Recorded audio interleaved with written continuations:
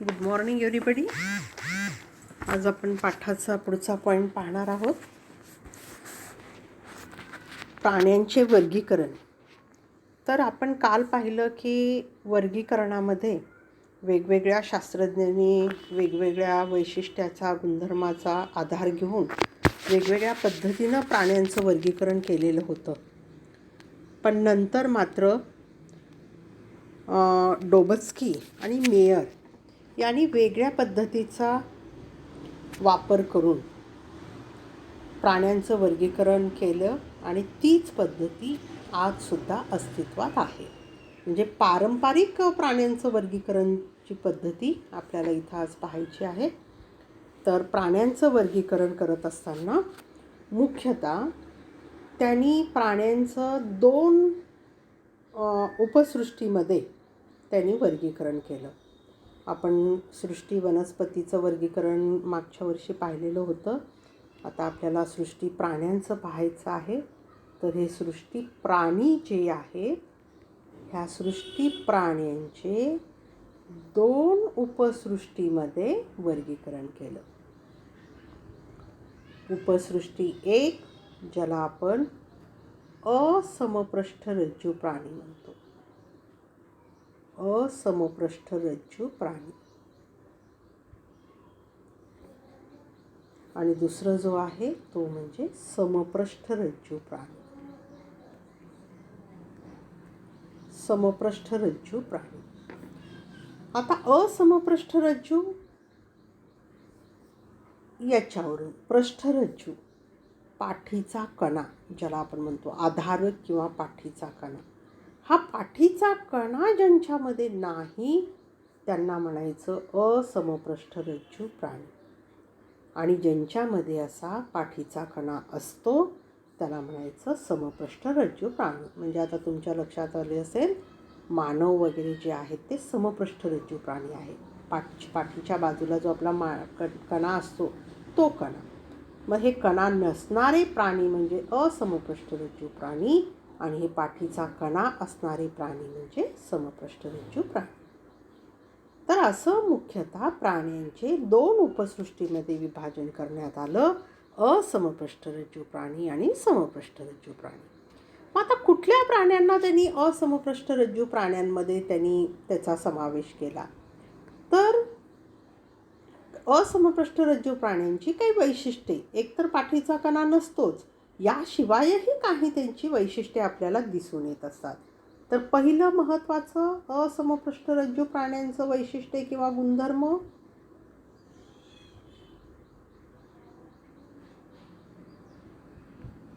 तर पहिलं आत्ताच आपण पाहिल्याप्रमाणे त्यांच्या शरीरामध्ये पृष्ठरज्जू नसतो. आधारक जो असतो म्हणजे विशिष्ट आधार देतो आपल्याला ते शरीराला, म्हणून विशिष्ट अशी शरीररचना असते त्यांची. पृष्ठरज्जू नसतो. पृष्ठरज्जू हा आधारक नसतो. हे असमपृष्ठरज्जू प्राण्यांचं पहिलं वैशिष्ट्य आहे. त्यानंतर दुसरं वैशिष्ट्य त्याचं असमपृष्ठरज्जू प्राण्यांचं त्यांना जी ग्रसनी असते, आपल्या श्वसननलिकेचा भाग आहे ग्रसनी, तर त्या ग्रसनीस कल्लाविद्रे नसतात. तुम्ही कल्लाविद्रे हा शब्द माशांच्या संदर्भात ऐकलेला आहे. मासे हे कल्ल्याच्या साहाय्याने श्वसन करतात वगैरे. तर असं ह्या असमपृष्ठरज्जू प्राण्यांमध्ये कल्लाविद्रे नसतात. त्यानंतर तिसरं वैशिष्ट्य आहे त्याचं, या प्राण्यांमध्ये मुख्यतः हृदय नसतं. तेवढं विकसित अशी त्यांची संस्था नसते. पण समजा काही प्राण्यांमध्ये हृदय आहे आणि हृदय असेल तर ते पृष्ठबाजूस असतं, मागच्या बाजूस, पृष्ठबाजूस. आपण आता समपृष्ठरज्जू प्राण्यांचं म्हणलं की मानव तुम्ही डोळ्यासमोर ठेवत चला. कुत्रा, मांजर, डुक्कर, आपल्या पाण्यातले जे काही प्राणी आहेत ते सर्व समपृष्ठरज्जू प्राण्यांमध्ये त्यांचा समावेश होतो. मग आपलं बघा हृदय समोरच्या बाजूस आहे, त्याला अधर बाजूस म्हणायचं. आणि ह्या असमपृष्ठरज्जू प्राण्यांमध्ये हृदय हे पृष्ठबाजूस असते. आणि त्यानंतरचं वैशिष्ट्य आहे चौथं वैशिष्ट्य. तर यामध्ये चेतारज्जू असेल, चेतारज्जू चेतारज्जू असेल तर ते युग्मांगी असतं. युग्मांगी म्हणजे दोन असतात. युग्मांगी एकांगी. एकांगी म्हणजे एकच असेल तर. युग्मांगी म्हणजे जोडीनं. तर चेतारज्जू असेल तर ते युग्मांगी असतं, भरीव असतं आणि शरीराच्या अधर बाजूस असतं, समोरच्या बाजूला असतं. समजलं? तर ही 4 वैशिष्ट्ये आपल्याला असमपृष्ठरज्जू प्राण्यांची दिसून येतात. तर पहिलं कुठलं वैशिष्ट्य? असमपृष्ठरज्जू प्राण्यांमध्ये पृष्ठरज्जू हा आधारक नसतो. दुसरं, ग्रसनीस त्याच्या कल्ला विद्रे नसतात. तिसरं, हृदय असेल तर ते पृष्ठबाजूस असतं. आणि चौथं, चेतारज्जू असेल तर तो युग्मांगी असतो, भरीव असतो आणि शरीराच्या अधर बाजूस असतो. तर अशा प्राण्यांना म्हणायचं असमपृष्ठरज्जू प्राणी. ठीक आहे. तर असं आपण बघितलं, प्राणीसृष्टी जी असेल त्या प्राणीसृष्टीचे 2 उपसृष्टीमध्ये विभाजन करण्यात आलेलं आहे, असमपृष्ठरज्जू प्राणी आणि समपृष्ठरज्जू प्राणी. मग आता हे असमपृष्ठरज्जू प्राणी जे आहेत त्याचे परत वेगळे 10 प्रकार पडतात. त्याला वर्ग म्हणतात, वर्ग. असमपृष्ठरज्जू प्राण्यांचे वर्ग.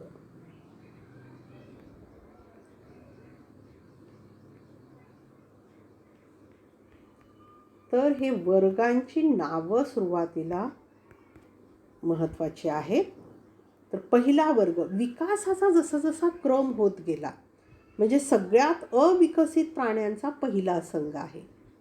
कुठला असेल पहिला संघ? प्रोटोझोआ, है ना. पहिला संघ जो आहे तो त्यांचा आदिजीव किंवा ज्याला आपण प्रोटोझोआ म्हणतो. मग हे सगळे पहिल्या. मग त्यांच्यामध्ये थोडा विकास झाला, आदिजीव प्राण्यांमध्ये थोडा विकास झाला आणि त्याच्या विकासानंतर आदिजीवापासून जे प्राणी तयार झाले त्यांचा वेगळा गट केला. त्याला रंध्रीय प्राणी किंवा सिलेंटराटा, पोरीफेरा प्राणी असं म्हणतात. तिसरा आहे निडारिया किंवा सिलेंटराटा. तर असे 10 संघ पाडण्यात आलेले आहेत. तर पहिला संघ, फक्त आता इथं नावं लक्षात घ्या. पहिला संघ जो आहे तो म्हणजे संघ प्रोटोझोआ किंवा यालाच आपण आदिजीव म्हणतो. दुसरा आहे रंध्रीय प्राणी, पोरीफेरा, त्याला दुसरं नाव आहे पोरीफेरा. तिसरा आहे सिलेंटराटा. सारखं सारखं ही नावं वाचायची म्हणजे लक्षात राहतात. सिलेंटराटा किंवा त्याला दुसरं नाव आहे निडारिया, सिलेंटराटा किंवा निडारिया. चौथा आहे चपटे कृमी. चपटे कृमी यालाच दुसरं नाव आहे प्लॅटीहेल्मिंथीस, प्लॅटीहेल्मिंथीस असं. त्यानंतर पाचवा आहे गोलकृमी. गोलकृमी याचं नाव आहे एस्कॅलमेंथिस. गोलकृमी म्हणजेच एस्कॅलमेंथिस. तर आता परत एकदा पहिले 5 बघा. पहिला आहे प्रोटोझोआ, दुसरा आहे रंध्रीय प्राणी, तिसरा आहे सिलेंटराटा, चौथा आहे चपटे कृमी किंवा प्लॅटीहेल्मिंथीस आणि पाचवा आहे गोलकृमी. आता हेच कसं, आता याच प्रत्येक संघाचा तुम्हाला परत डिटेलमध्ये अभ्यास आहे, त्यांची वैशिष्ट्ये, त्यांचं वर्गीकरण वगैरे.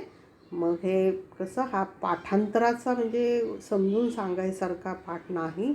त्याचे मुद्दे वगैरे तुम्हाला सारखं लिहून सारखं वाचून लक्षातच ठेवावी लागतील प्रत्येकाची. थोडंसं हिंट लक्षात घ्यायचं आणि वैशिष्ट्ये त्याची लिहायची. आता सुरुवातीला सांगितल्याप्रमाणे जवळपास 5 मार्काचं वेटेज या पाठाला आहे आणि थोडंसं कन्फ्युजिंग होतं, कुठला प्राणी कुठल्या वर्गात जातो हे थोडंसं लक्षपूर्वक म्हणजे लक्ष देऊनच सारखं सराव करूनच तुम्हाला लक्षात ठेवावं लागेल ते. ठीक आहे. तर हे पहिल्यांदा 5 त्याचे वर्ग झाले. त्यानंतर आपल्याला आता 6वा वर्ग बघायचा आहे. 6वा वर्ग आहे त्याचा ॲनिलिडा किंवा त्यालाच आपण वलई प्राणी म्हणतो, वलई किंवा ॲनिलिडा. त्यानंतर 7वा आहे आर्थ्रोपोडा किंवा त्यालाच आपण संधिपाद प्राणी म्हणतो. संधिपाद किंवा आर्थ्रोपोडा. त्याच्यानंतर 8वा आहे मृदुकाय प्राणी. मृदुकाय प्राणी इंग्रजी नाव आहे त्याचं मोलुस्का. मोलुस्का. 9वा आहे कंटकचर्मी प्राणी. कंटकचर्मी. आता नावावरनं परत परत लक्षात ठेवायला सोपं जातं. कंटक म्हणजे काटे, ज्याच्या शरीरावर काटे असतात त्याला म्हणायचं कंटकचर्मी. आणि याचं दुसरं नाव आहे इकायनोडर्माटा. इकायनोडर्माटा. आणि शेवटचा संघ आहे, शेवटचं अर्धसमपृष्ठरज्जू प्राणी. अर्धसमपृष्ठरज्जू जे अर्धे असतात. आपण उत्क्रांतीमध्ये बघितलं, ज्यांच्यामध्ये उत्क्रांती होत गेली जोडणारे दुवे ज्याला आपण म्हणतो, हे जोडणारे दुवे असमपृष्ठरज्जू प्राणी आणि समपृष्ठरज्जू प्राण्यांना जोडणारे दुवे. अर्धसमपृष्ठरज्जू प्राणी यालाच नाव आहे हेमिकार्डाटा. हेमी म्हणजे अर्धा, कार्डाटा म्हणजे समपृष्ठरज्जू प्राणी. तर असे असमपृष्ठरज्जू प्राण्यांचे आपण 10 वर्गामध्ये वर्गीकरण केलेलं होतं. परत एकदा नावं बघा. संघ प्रोटोझोआ, याचं दुसरं नाव आहे आदिजू. मराठी नाव आहे आदिजू, इंग्रजी नाव आहे प्रोटोझोआ. दोन्ही नावं तुम्हाला लक्षात ठेवावे लागतील. दुसरं आहे रंध्रीय पोरीफेरा, त्याचं नाव आहे पोरीफेरा. तिसरा आहे निडारिया, त्याला सिलेंटराटा असं म्हणतात, निडारिया किंवा सिलेंटराटा. चौथा आहे चपटे कृमी प्लॅटीहेल्मिंथिस, त्याचं नाव. त्याच्यानंतर 5वा आहे गोलकृमी. गोलकृमीचं इंग्रजी नाव आहे एस्केलमेंथिस.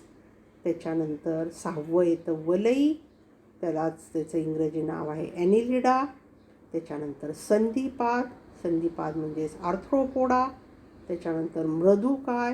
मृदुकाय म्हणजे मोलुस्का. त्याच्यानंतर कंटकचर्मी किंवा त्यालाच इकायनोडर्माटा. आणि शेवटचं आहे अर्धसमपृष्ठरज्जू प्राणी म्हणजेच त्याचं हेमिकार्डाटा. समजलं? तर असं समपृष्ठरज्जू प्राण्यांचे असमपृष्ठरज्जू प्राण्यांचे 10 गटामध्ये वर्गीकरण करण्यात आलेलं आहे. तर आपल्याला सुरुवातीला आता तिथं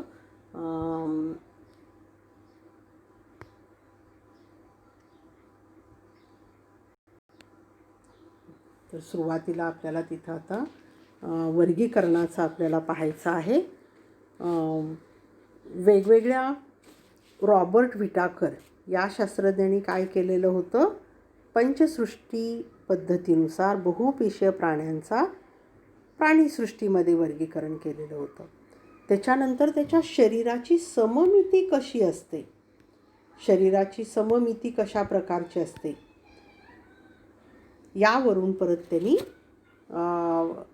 शरीराची सममिती, देहगुहा आहे किंवा नाही, खंडीभवन अशा वेगवेगळ्या गुणधर्माचा विचार करून त्यांनी असमपृष्ठरज्जू प्राण्यांचे 10 गटामध्ये वर्गीकरण केलेलं होतं. तर कोणकोणत्या मुद्द्याचा आधार घेतला होता रॉबर्ट विटाकर प्राण्यांच्या वर्गीकरण करत असताना? शरीराचं संघटन, बॉडी ऑर्गनायझेशन ज्याला आपण म्हणतो, एकपेशी आहेत का बहुपेशी आहेत त्याचा विचार केला. त्याच्यानंतर शरीराची सममिती, सममिती कशी आहे, द्विपार्श आहे का एक पार्श आहे, अशा प्रकारे सममितीवरून. त्याच्यानंतर देहगुहा, त्या प्राण्यांमध्ये देहगुहा आहे किंवा नाही. त्याच्यानंतर खंडीभवन म्हणजे त्याच्या शरीराचे किती खंड पडतात, फक्त डोके आणि धड पडतं का डोके मान धड असं पडतं का, या सगळ्या गोष्टीचा त्यांनी विचार केलेला होता. आणि या आधारावरच त्यांनी प्राण्यांचं वर्गीकरण केलेलं होतं. लक्षात.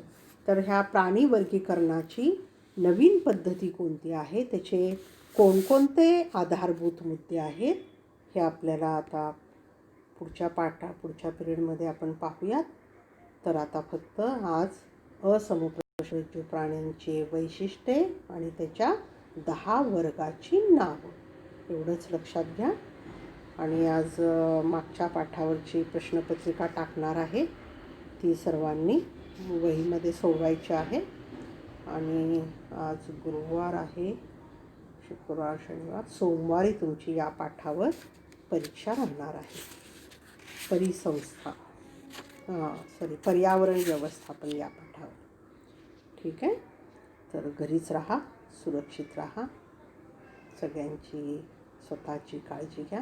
Have a good day.